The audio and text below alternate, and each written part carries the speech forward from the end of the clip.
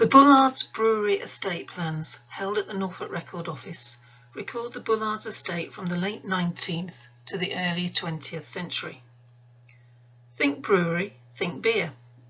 But whilst the majority of these plans include a pub, some have no pub at all, and where there is a pub, there is usually so much more besides. We all know that a pub is not just a place to drink, but a place that brings people together. And where you have people, you have stories. So let's begin looking at the stories around these exquisitely drawn plans. Just about everyone drank beer in the 19th century. It was generally safer to drink than water, and many brewed beer at home. From this common practice emerged the breweries.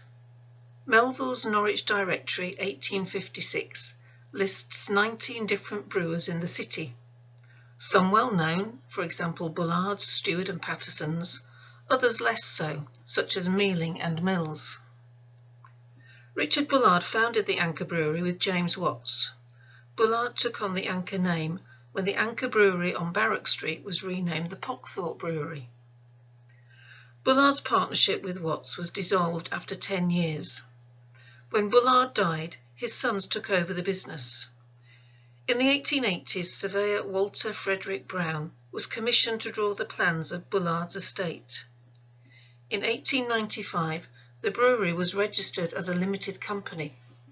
By this time, its estate was large, and it certainly contributed to the famous saying that Norwich had a pub for every day of the year. Richard Bullard had humble beginnings. He was the son of a waterman and lived in Waterman's yard off Westwick Street. The famous Anchor Brewery would eventually be situated by St Miles Bridge, opposite St Lawrence Church.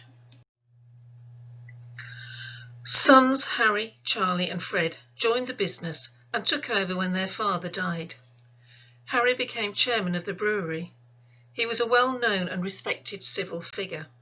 He was a sheriff, a Lord Mayor and a magistrate, and was knighted by Queen Victoria. He lived at the Lodge, East Carlton, then at Helston House, Mill Lane in Helston.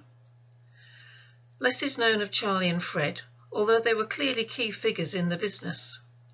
Charley lived at Hingham Grove and died at the early age of 31. Fred lived in Catton. The family business continued with their descendants.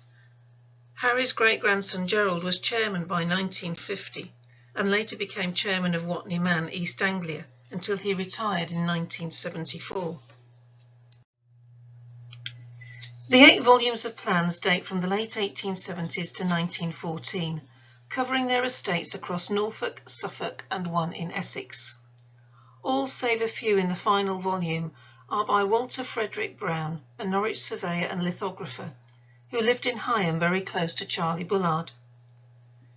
2 of the volumes are assigned to specific names, but remain part of Bullard's estate.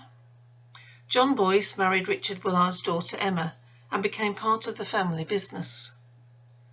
Volume 5, the Reef and Brewery estates, included properties linked to Stewart and Patterson's, Crawshay and Young's and Watney Man.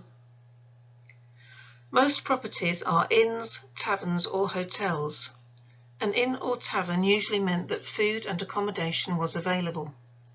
Inns were usually along highway routes with stabling available for horses.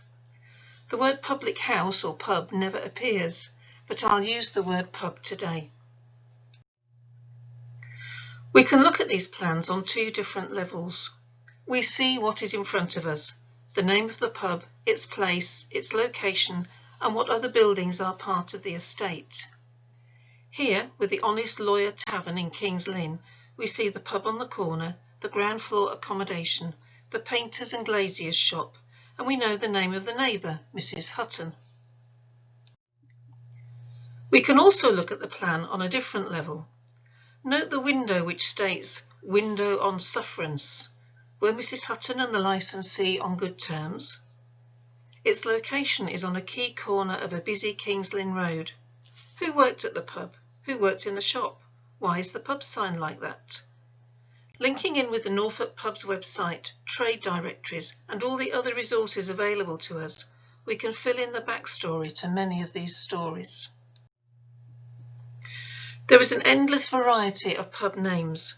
We walk past pubs on a daily basis, and many have names that are self-explanatory, but some make you think, why is it called that? Or who was he or she? Names ending in arms often reflected an allegiance to a local dignitary or place. Also, many soldiers leaving the army became publicans and would often name their pub after a commander they had admired. The Pitt Arms in Burnham Market was renamed the Host Arms in 1811 in recognition of Captain Sir William Host, who served under Lord Nelson and was one-time owner of the Sandringham estate. Looking at this photo, the Host Arms is certainly a little bit more well-to-do today. By contrast, the Paul Pry Tavern on Grapes Hill, Norwich, was named after a fictitious character in a 19th century farce. The main character, Paul Pry, was said to be comical, idle, meddlesome and mischievous. To be a Paul Pry is to be a nosy person. An appropriate name, then, for a pub which would have been a rich source of gossip. And note that this photo was taken before the pub was owned by Bullards. Several pubs changed names over the years. What is now the Pear Tree on Unthank Road was originally called the Jolly Gardeners. When the initial licence was applied for by Israel Blythe in 1861, it was refused 3 times following petitions by local residents, but a licence was finally granted in 1864. The same thing happened with Tesco's a few years ago, which now stands opposite. The Jolly Gardeners became the Park Tavern and then the Lily Langtree. More names followed in quick succession. By comparing the plan with the photos from Picture Norfolk, we can see that the pub was extended to take up the corner plot owned by Mr. John Hardy. You can see the change in the roofline. The other neighbour was widower Mary Barley, who lived in Carmel Cottage and had herself been a publican, running a licensed victualler's at No. 5 Bridle Alley with her husband Christopher. Many pubs have names and an association with a profession or trade. At the Horseshoe Inn, Hingham, you could enjoy a pint while your horse was being shoed next door and then collect some sausages from the butcher's shop to take home for tea. Location and layout were very much determined by local geography, need, and how the pub and its ownership had evolved over time, for many had been pubs long before they were acquired by Bullards. Most pubs can be divided into 2 types of location: those on a busy main thoroughfare, catching passing travellers, and those on a corner plot. Many corner pubs evolved with the expansion of the city in the 19th century. They may be tucked away from the general public's eye, but they were well known and frequented by its immediate local community. So here we have the Crown Inn at Ashhill on the main road between Swaffham and Watton, right in the centre of the village, opposite the village green. And here we have the Garden House Inn on the corner of Denby and Garden Road, in the heart of the 19th century terraced housing in the city, still very popular today. Some pubs were just in the wrong place. They either fell by the wayside or were improved in the name of progress. The Victoria Inn, also known as the Victoria Porter Vaults, was remodelled due to road widening on Lower Westwick Street. The Bishopbridge Tavern, aptly named, was demolished as part of a road widening scheme along Thorpe Road and closed in 1959. And the Orford Arms Tavern at the bottom of Orford Hill and on the corner of Red Lion Street was also demolished. The original Orford Arms was demolished for road widening and the installation of the tram system in the early 1900s. It was replaced with the anchor buildings. The Orford Arms saw many licensees come and go over the years. Perhaps one to note was James Launder, who died in 1942, having reputedly jumped out of a window. It was a popular music venue in the 1960s, and Jimi Hendrix played here in 1967. Another good reason to jump out of a window, perhaps. Bullard's estates and its pubs varied hugely in size and layout. The Vine Tavern in Dove Street was wrongly written as the Wine Tavern on the plan. It has one of the most compact sites of all and is the smallest pub in the city. By contrast, the plot of the Bull Inn at Aylsham was long and thin. The inn was closed following the licensing sessions in 1906, when it was reported that all the inns in Aylsham were well managed, except for the Bull. While the Green Dragon at Harleston had a split site, it was in a prominent position but had its stabling further down the street leading to the railway station. It was the only pub in Harleston owned by Bullards and closed in 1910. With crowded living conditions, the pub offered not only a place to drink, but it was warm and a place to socialise and enjoy other activities. Many pubs provided leisure amenities such as skittle grounds, bowling greens, club rooms, bagatelle rooms and gardens. The White Horse Inn at Great Hautbois boasted a skittle ground, a club room, a summer house and a bowling green, part of which was washed away in the 1912 floods. The boxes were where people could sit out and eat food, a good idea for our current COVID times. Note how the sty and the privy led directly into the watercourse leading to the river.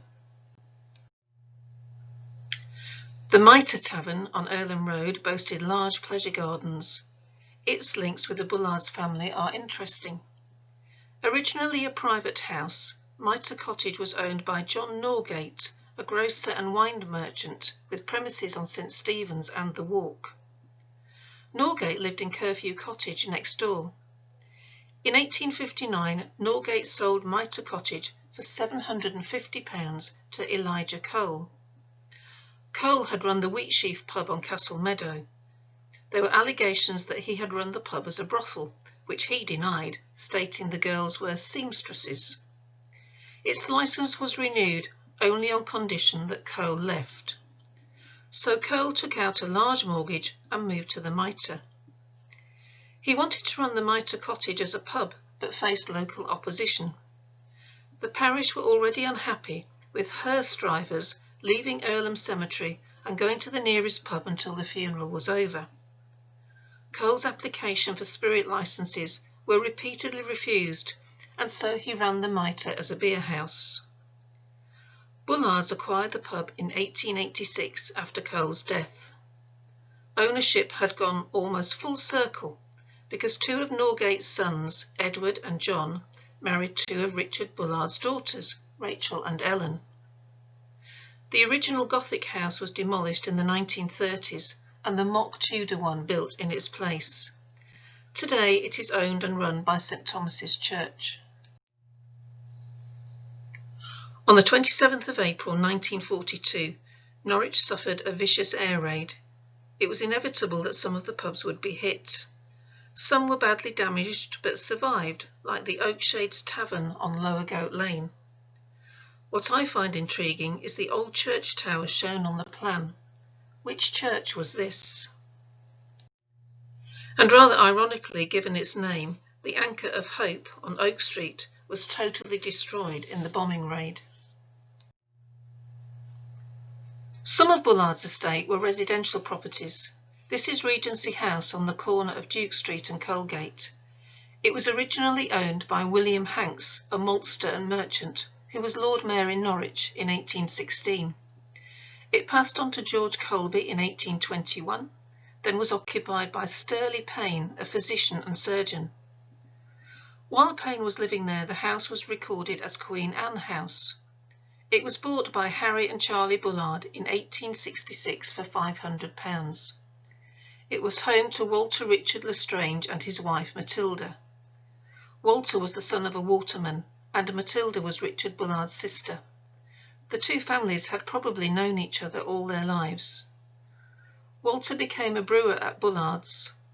His eldest son took over the house when Walter died in 1886. Then it was lived in by Charley Huon Bullard, son of Charley Bullard, until 1895. Charley Huon moved to Newmarket Road in 1895, and the house left the family. Another residential property is the Beeches, the home of John Boyce, who married Richard Bullard's eldest child, Emma. The Beeches stands next door to the plantation garden on Aylsham Road, sadly a place that has not done well for itself in recent years. The plans for another house at Catton were removed from Book 4 before the plans were acquired by the Norfolk Record Office. This may be because Fred Bullard lived at Catton and were the plans of his own home. Not all of their residential properties were grand affairs. This is a plan of the Vine Cottages estate in Beehive Inn Yard, and the photo is courtesy of George Plunkett. It adds some sense of reality to the living conditions for many people in Norwich in the 19th century. Another very different plan is that of the Empire Music Hall at 18 Lower Goat Lane. I had not heard of this before. In 1865, it was the Excise Tavern and East of England Music Hall, also known as Macney's Music Hall. Charles Macney had run the Exmouth Tavern and Concert Room on St Stephen's, which in 1856 was described as disgraceful a house as any in the city. Macney protested vigorously. His livelihood was obtained, he said, by perseverance, hard work, playing musical instruments and singing. But the Exmouth Tavern was closed, so Macney moved to Lower Goat Lane. The music hall continued at least until 1883 and was listed as the East of England Music Hall. Bullards acquired the site in 1897, and Percy Lestrange, great-nephew of Richard Bullard, was its first licensee. Bullards did not renew the licence for music and singing, and it reopened in December 1902 as the New Theatre Stores Public House. The main entrance switched from Lower Goat Lane to the old emergency exit for the music hall on Upper Goat Lane. The pub continued until 1939. Its last licensee was Douglas Baker, who became a brewery manager and chief wartime warden for the brewery. In the final volume of plans there is a noticeable change in style after Brown, the surveyor, retired. Nicholson's plan of the Two Friends Inn at Blofield is sparse and to the point, almost childlike. Judging by the Norfolk pub's website, its name was very apt, as it appeared to have suffered no misdemeanours or licence infringements over its history. Morgan and Buckingham's plan of the Phoenix Hotel in Dovercourt near Harwich is interesting on two counts. It is the only plan of property in Essex and the only one to show a front elevation. The original hotel was destroyed by fire in 1914. There were various theories as to the cause of the fire, which even included possible action of suffragettes, but it was concluded it was due to burning rubbish. The plans here are of the rebuild. Note the German Ocean. It met its demise in 2003 and was demolished. Let's reflect on Richard Bullard. Here was a man who went from living in Waterman's yard to his house at 49 St Giles Street. By 1914, Richard Bullard's legacy was 259 estates, each one usually having many properties within it. His descendants took the business forward, and many of these properties, while no longer owned by Bullards today, contribute to the architectural heritage we continue to enjoy and appreciate. So many plans with so many different stories behind them. The last thing I want to share with you is the Rose Cottage Tavern at Wendling, the only plan which includes a school. Charles Carter was the licensee between 1875 and 1883. His daughter Susie Carter was a monitor at the school next door. Susie Carter's name also appears in the Norfolk Schools Survey for 1903, held at the Norfolk Record Office. And a nurse in the Nurses' Registers, also held at the Norfolk Record Office, gave her home address as the house once owned by Bullards on Duke Street. Two perfect examples of how these records do not stand alone. Enjoy these plans for what they are, but they also interconnect with many other records. They can lead you in many different directions, some planned and many unexpected. Thank you for listening.